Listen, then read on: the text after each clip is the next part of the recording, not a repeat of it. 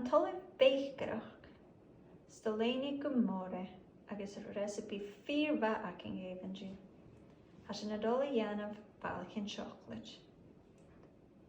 San Bàlaichean-teòclaid, bhíú feumach éiad, 40 grama de gheim nó margarin, 40 grama de siùcair, 1 spàin-bhùird de pùdar-cocoa, 2 spàin-tì de uisge, 30 grama de coirce, sprinkles, bobhla agus thruinnsear.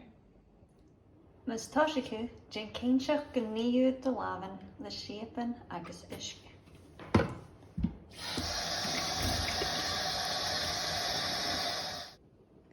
Cúd na sprinkles ag in de na thruinnsear in.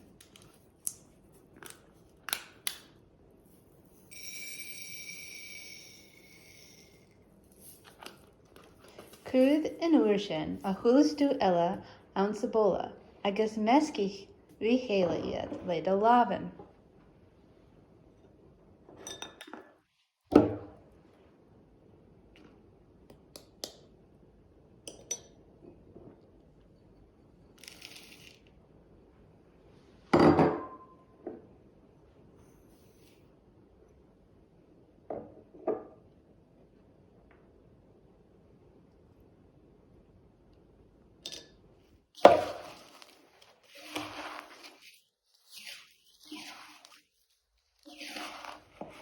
Cópí speic gin stú as sa bhóla agus gin balla leis.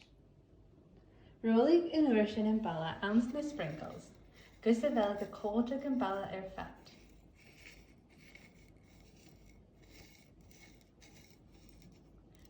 Cúd éiad an thruinnsear glána agus gin an enrú le cóir an tuis. Ní le ha an thruinnsear lán Bàlaichean-teòclaid, cuir tú san uirtar é, but dáhar híide gus an feasad cruai.